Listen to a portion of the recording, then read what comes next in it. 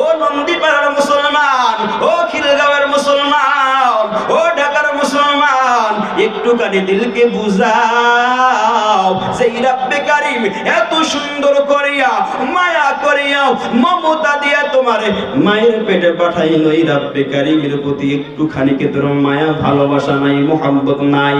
আজকে বলো আমি আল্লাহর আশিক, আল্লাহর পাগল।